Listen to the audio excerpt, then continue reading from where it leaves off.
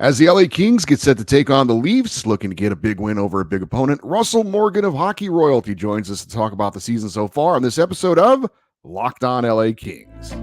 You are Locked On Kings, your daily podcast on the Los Angeles Kings, part of the Locked On Podcast Network, your team every day.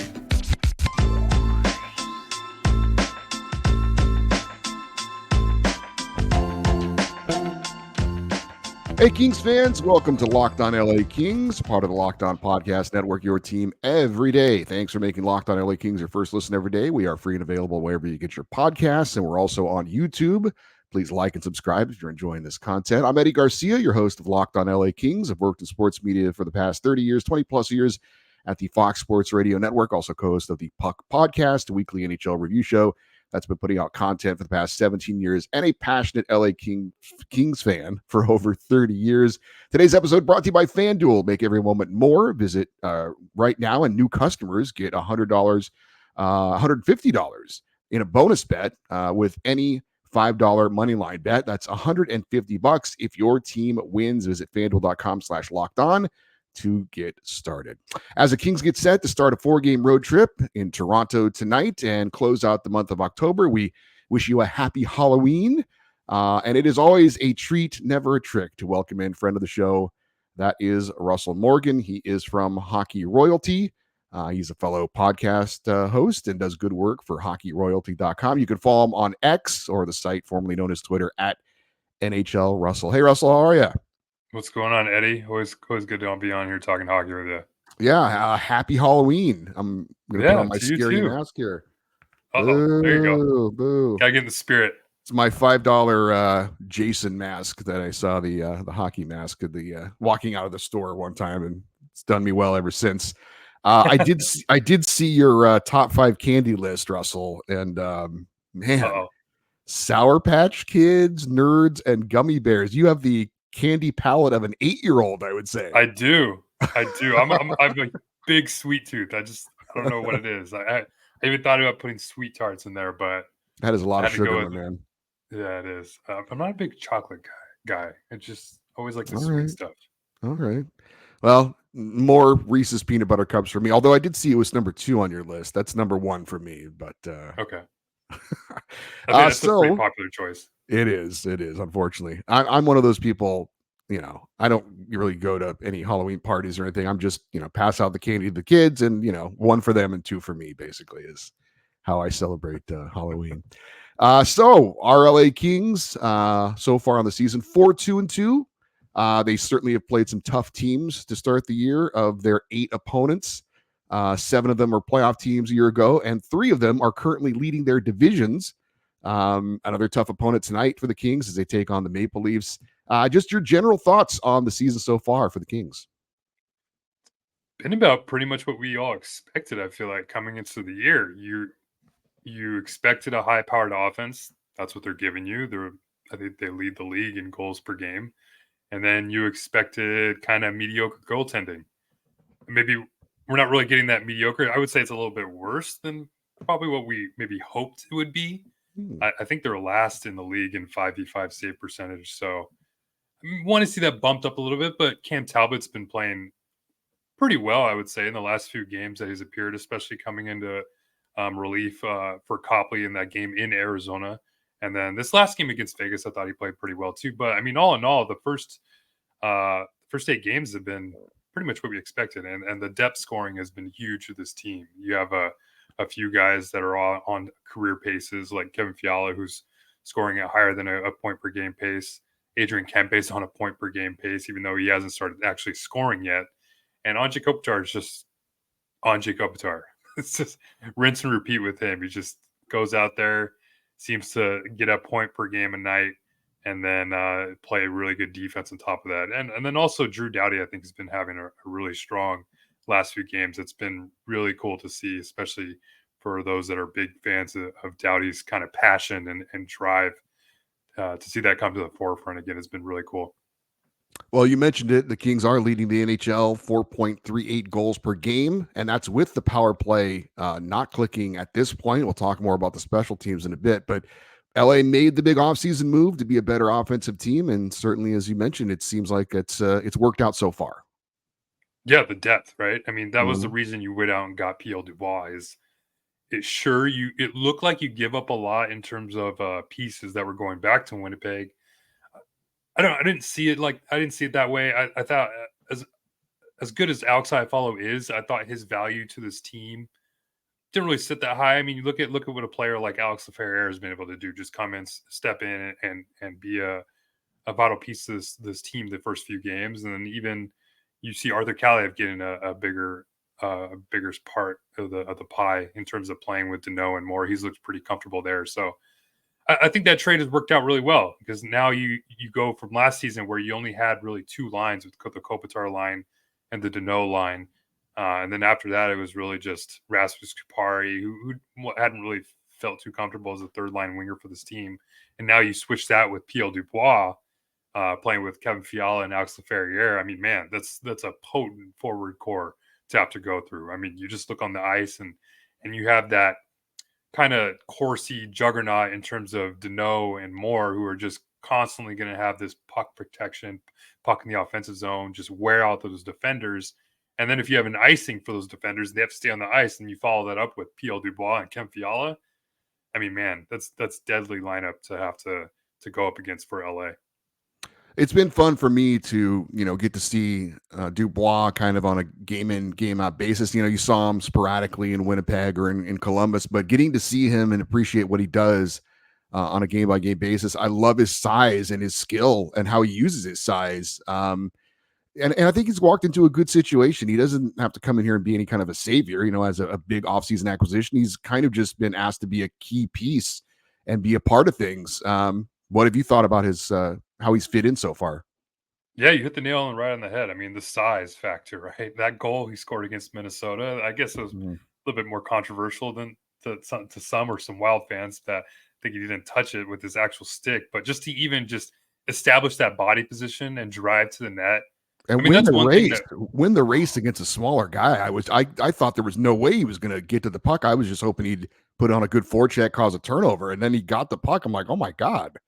right, just stick that arm out and just kind of hold him off, put one arm on the stick. I mean, man, it's really the type of player that the Kings haven't really had in quite some time. That legitimate power forward. Um, so yeah, I mean, some of the drives in that have been great, and he, like you said, he hasn't really been asked to do much. When you have the depth that the Kings have, he only has 5 points in the 8 games. It's not like he's really lighting the world on fire, but he's scoring at the right moments. I mean, that debut or that return to Winnipeg, he looked really good. Then they had that game against Minnesota right after that. So yeah, he's had his moments. Hasn't been overly flashy so far, but if he continues this way, the Kings just really want to see that production come into fruition during the playoffs. That's where it really matters. So if he can have a decent regular season and then really come into the forefront during the playoff time, where that type of power forward is really more needed to have that physical presence down the middle, I think that would be better to see in terms of a Kings fan if they want to see that. Coming into the season, one of the storylines, the penalty kill, and certainly so far so good. Ranked 9th in the NHL, 85.7%. It was 24th last year at 75.8%. But now the power play is off to a slow start. They were 4th last year at 25.3%, and right now currently 17th, 16.7%. Obviously, Victor Arvidsson being off the power play certainly hurts. But anything on the power play that you are concerned about thus far, or you think eventually they'll get it going? Yeah, I'm not really concerned. It's like you mentioned, losing Victor Arvidsson on that top unit certainly does take a hit. We've had a lot of conversations about there not being enough righties and not having that righty option down low, like Gabe Velarde was last year, where you can have that kind of pass over to Adrian Kempe on the other side for that one timer. That's maybe kind of it's a little harder for the team to acclimate to with now PL Dubois or whoever playing that low position. And it also seems like teams are now aware of Adrian Kempe and his lethal shot from the circle, which they should be. This is a player that's now a legitimate 40-goal scorer in the NHL. He has a one-timer that pops off the page or the highlight reels, I guess, and teams are taking account for that. So, I mean, I believe it was the game against Boston where they had that 5-on-3 at the beginning, and you can just see Brandon Carlo was pretty much just standing in that shooting lane for Kempe or that passing lane to prevent anything going over to that side and taking away that option for LA. And that was a big option for the Kings power play last year. So they're just trying to figure out other ways to kind of find production on that top unit. And the second unit is still the same thing. They're kind of Jordan Spence is new to the unit. So I'm not really going to knock on his game so far. I've been really impressed with Jordan Spence. And I think he'll start getting it going soon, but especially that top unit.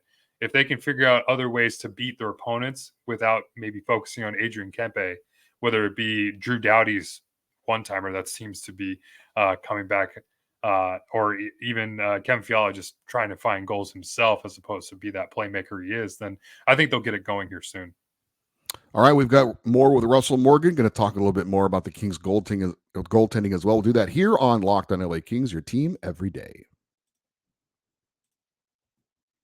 Hey, snap into action this NFL season with FanDuel, America's #1 sportsbook. Right now, new customers get $200 in bonus bets guaranteed when you place a $5 bet. That is $200 in bonus bets, win or lose. And if you've been thinking about joining FanDuel, there's no better time to get in on the action right now. The app is easy to use. There's a wide range of betting options, including point spreads, player props, over-unders, and more. Obviously, we love to bet on the NFL. If you're a football fan, you can bet on the NHL, though, as well. Our Kings are underdogs in Toronto tonight. They're getting a goal and a half. The over-under on the game is 6.5 goals. Want to place a bet on our Kings to beat the Leafs tonight? You think the game will be more than 6.5 goals? Well, visit FanDuel.com/lockedon and bet all season long on the NHL and the NFL as well. FanDuel, the official sports partner of the NFL. And this episode is brought to you by BetterHelp. Do you ever feel like your brain is getting in its own way? Well, I don't, because I don't have much going on up there. But my wife is one of those busy brains that never seems to turn off. She has trouble sleeping because she's always thinking about things. I know she's a big believer in therapy, and talking about things helps. Getting a different perspective on things help. And if you've been considering therapy, try BetterHelp. It's entirely online, designed to be convenient, flexible, and suited for your schedule. Just fill out a brief questionnaire and get matched with a licensed therapist. And if it doesn't work out, you can switch therapists anytime for no additional charge. Make your brain your friend with BetterHelp. Visit BetterHelp.com/LockedOnNHL today and get 10% off your first month. That's BetterHelp, HELP.com/LockedOnNHL. Hey, coming up tonight, we have the LA Kings taking on the Toronto Maple Leafs, 5 p.m. Pacific time. Catch every moment of the hometown broadcast of your LA Kings with SiriusXM on the SXM app. Search LA Kings. Continuing with Russell Morgan from Hockey Royalty. We talked about it. You mentioned it a little bit. Cam Talbot so far, 3-2-1, 2.72 goals against average, 905 save percentage in 6 games. And then Phoenix Copley, 1-0-1, but the 4.98 goals against average, a 788 save percentage in 3 games. He did end up getting pulled in his last outing. I'm a little more of the eye test guy. I know you're a little bit more of the numbers guy. I've liked Cam Talbot so far. I am concerned about Phoenix Copley, especially considering Talbot's 36, and he's going to need some rest, especially down the stretch of the season, I would think. So I don't know if David Rittich could get a try here in a little bit, but what are your thoughts overall on, you mentioned Cam Talbot, you thought he's been pretty good of late. What about Phoenix Copley? How concerned are you with that? I'm not really concerned. Obviously the numbers don't look great, and some of his play, like you mentioned, the eye test doesn't look great either. But my expectations weren't really that high for Phoenix Copley coming into the season. Maybe I would say he's gone below my expectations. The performance hasn't been that great, and would like to see that bumped up a little bit. But I mean, the thing is this team has got the offense to outscore their goaltending woes, and Rob Blake knew that coming into the season. So it's not really a surprise that Phoenix Copley is performing this way. I mean, it's a little disappointing. You would like to see that go up a little bit, but like you mentioned, David Rittich is the insurance policy. So if this continues for Copley, I could see a situation where maybe David Rittich comes up in a month or so. But for now, I think this is just going to be the tandem that the Kings have to ride with. And I think they should ride with. And honestly, I think they should just continue to keep splitting the starts, because I know Talbot's probably going tonight against Toronto, which I would expect him to maybe even go against Ottawa too. But hopefully that it comes to a situation where they can start splitting them, because I mean, Cam Talbot is no spring chicken anymore. I mean, if we're going to be playing him 55, 60 games on the season, I mean, it'd be awesome if he could do that and sustain it for the entire year, this play and this level, and then hopefully continue it to the playoffs. But I mean, with his age, and he hasn't started more than 50 games since like 2018. That's 5 years now. I think you're asking a lot. So I would expect this team to continue splitting the goaltending starts or this rotation. Um, I don't know. I mean, McClellan seems to rely on Talbot. He likes him, especially from his days in Edmonton. So it's interesting. It'd be really curious to see how McClellan continues to do this, because, like I mentioned, I just don't know if Talbot can sustain this for the entire year. Coming into the season, we knew there was not going to be much in the way of competition for spots. On the third pairing defensively, we've had Jordan Spence and Andreas Engeland. We haven't seen much of Tobias Bjornfoot. Are you okay with England on that left side, or would you like to see Bjornfoot getting a little more ice time? Oh, I like England. He's actually kind of growing on me. I mean, it's not even the fighting or anything. I think his play has been okay.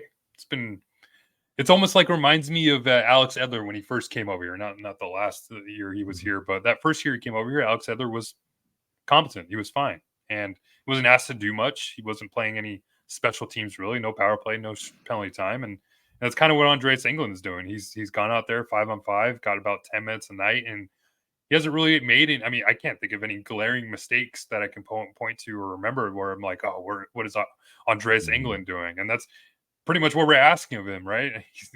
We're asking him to go out there, eat up a couple minutes for the big boys to play their, like Drew Doughty to play their 25, or Anderson or Gavrikov, and then not cause any turnovers or hurt the team. And I think England is doing just that. You mentioned Jordan Spence. I'm a big fan of his as well. I think he's done a real good job. He's like a magnet holding the puck in sometimes at the blue line. I don't know how he does it, but look, Brandt Clarke, I think, is going to be a special player. I'm good with the plan for now of him getting all that ice time in the AHL. I think it makes sense. But assuming there are no injuries, what do you think the plan should be for Brandt Clarke as the season goes along? That's an interesting one. My hypothetical mind just gets to, like, especially comes trade deadline. I've been thinking about, like, if it gets to a point where you need Brandt Clarke in the lineup, or he's just doing so much in the AHL where there's no real need for him down there anymore, then where does he play? And I mean, I'm a huge Matt Roy guy. I think the Kings should re-sign him. He's a UFA after this year. I still think he should stay with his team. He's a very important piece to this team's success. So, I mean, I'd probably have to point toward Jordan Spence to be maybe being a trade piece. I know that's really hard to say, but if think about it, like you talked about, like Brandt Clarke is a budding superstar. It seems like he's a budding superstar in the NHL, especially with all these highlight reel plays and some of these goals he even just scored in the AHL the other day. So it's just tough, because part of me wants to say, like, I wouldn't have a problem with him just playing a full year in the AHL and just getting his entire game right. But then if he just continues to light the lamp like he is in the AHL, it's like, how are you going to keep a player like that down there? But I don't know. It's just, for Brandt Clarke's game, I mean, his real nom de plume has been his offense, where it seems like he needs to work on his defensive side a little bit. And that's not what the Kings need right now. They need to focus more probably on defense and don't really need help scoring offensively. So I think for Clarke, my answer right now would be just to keep him in the AHL for as long as you can. Just ride the wave. And if it's a full year, unfortunately, then it's a full year. This is a club and an organization that's never been opposed to keeping players down in the AHL and having them work on their game there. So if it gets to the point where he has to stay there the entire year, then I guess I'd be okay with it, because I want to see a year of Jordan Spence. I think he's earned this playing time right now. So it wouldn't be the worst thing in the world to give Jordan Spence the time for now. Well, speaking of a young guy, and this is what I love about sports, you never know what's going to happen, right? Victor Arvidsson goes out, and suddenly Alex Laferriere gets an opportunity. And really, people were telling me during the preseason, he's NHL ready. I'm like, hold on. Let's see. And then you're like, okay, I understand. I see it. What a great opportunity he's gotten, and making the most of it. Dude, I mean, Alex Laferriere. I remember going to development camp last year, 2022 summer. And it was the development camp where they kind of brought back some of the, I don't want to say older guys, but it was like more guys that had gotten NHL games already. Quentin Byfield was there. Arthur Mhm. Kaliyev was there. Tobias Bjornfoot was there. So I went there expecting Brant Clark. I think that was his first year there. I went there expecting to see those high-end players and see them kind of dominate. And then Alex Laferriere was there. And during some of those scrimmages, he was just dominating on the ice. And it just was so impressive to see him play, just step into this role. And normally when these college kids come in, their first development camp, we've seen it a couple of times with some of these college kids. I know Jack Hughes was one, the second round pick that the Kings had a couple of years ago. He stepped in and he just seemed really timid and shy and not really that assertive or confident with his play.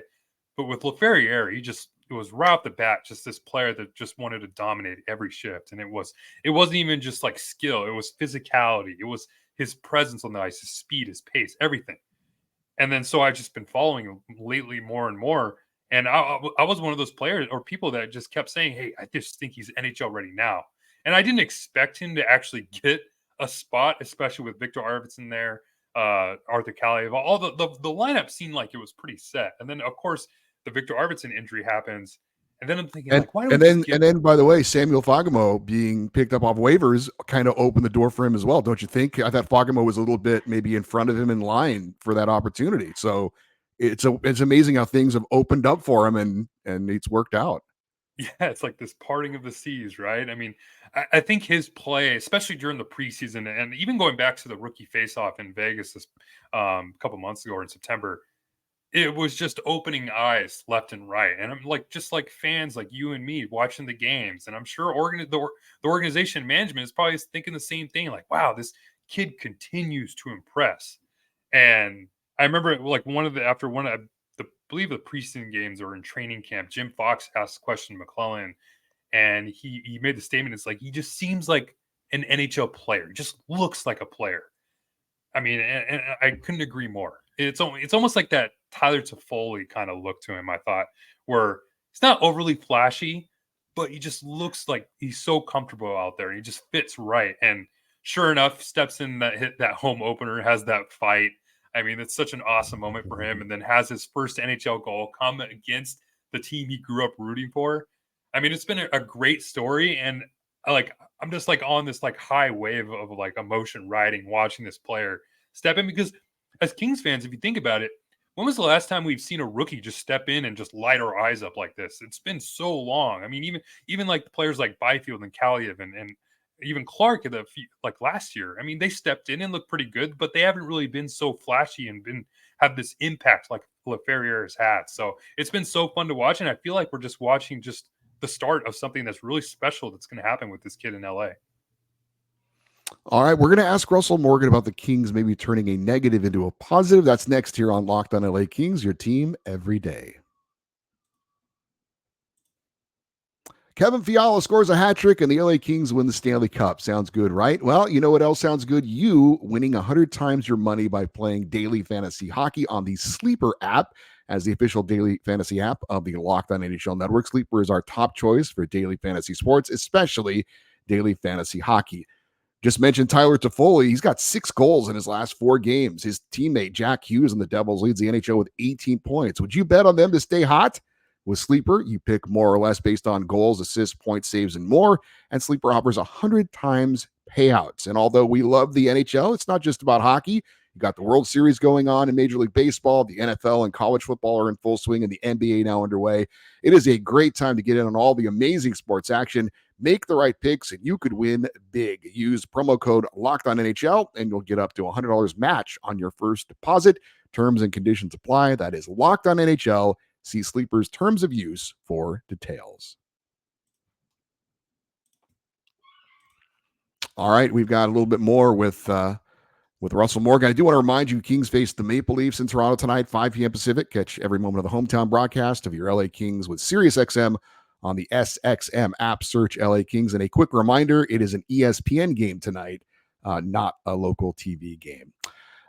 So I brought up Victor Arvidsson the other day and was wondering, why have we not heard any news on his back surgery? And I met up with one of our listeners, Tyler in Tehachapi, before the Kings Golden Knights game. And he said, there was something over on Mayor's Manor that he did have the back surgery. So I went and looked and he was right. So the update on Victor Arvidsson is apparently according to the Mayor's Manor. He's had the back surgery. It was successful.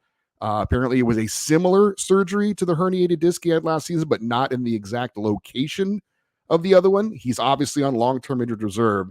Now, before I even heard about, the surgery actually being done, Russell, I've floated out the idea of the Kings doing what we've seen some other teams doing lately. Nikita Kucherov, Tampa Bay, Mark Stone, Vegas, keep him on LTIR until the playoffs. But I think the timeline actually does fit. The last surgery he had, they said 3 to 5 months. Regular season ends in mid-April. He's got to get a few games in to make sure he's ready. What do you think? No, yeah, you're 100% right. I've been waiting for Rob Blake to do a little bit of cap circumvention, but it seems like the right time to do it. And I don't want to say it was like a good thing, because obviously you never want to see a player have to get surgery. But hey, give him the circumstance, right? It definitely came at the right moment. And obviously we hope Victor Arvidsson gets fully healthy. He's a vital piece to this team's success, right? He's former 30-goal scorer. It seems like he's fitting really well with Danault and Moore too. When they're the nice line, they're just humming along. So want to see him back, but yeah, take your time. Really. And if he can come back fully healthy, maybe this helps too him as well. So I think the situation presented for the Kings right now is it's a good thing, because you have a player like Laferriere who's been able to step into that spot playing with Dubois and Fiala. That seems to work out pretty well. Haven't really seen any bumps in the road there yet. But if this continues and this team continues to score at the clip they are, then yeah, you can just give Victor Arvidsson all the time he needs, and maybe even until after the trade deadline, where the team needs to possibly look at making moves, whether it be in net or any other position.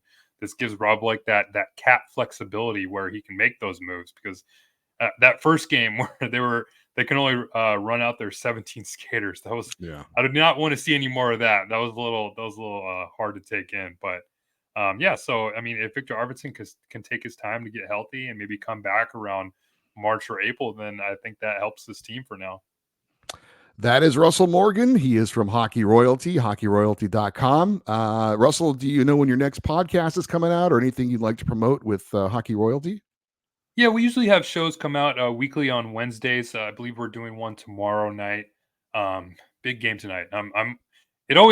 For some reason, it's always exciting whenever the Kings are in Toronto. Maybe that is for every team, but I feel like the Kings out here in the West, you don't really get that national attention. But of course, whenever your team is playing in Toronto, national attention for Canada. And then maybe even tonight, I guess, now that they're playing on ESPN, and I think it's a TSN game for Canada as well. It should be a fun game and a high-powered game, I would say. Hopefully it's not 7-6, but I wouldn't be surprised if it is. Well, Russell, it was good to see you out at Crypto for a game. It took me a while to get out there, but it was good to get out there. Good to see you. Yeah, can't wait to get back out there again.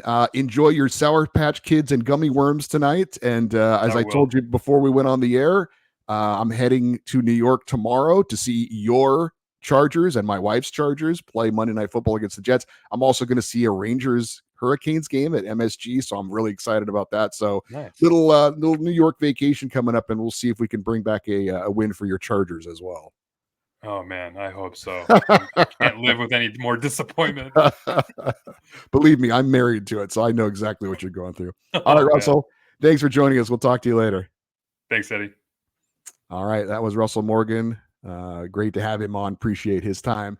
For you everydayers, those of you that listen to watch Locked On LA Kings every day, Wednesday, we'll obviously recap the game against the Maple Leafs before I get on that plane for New York.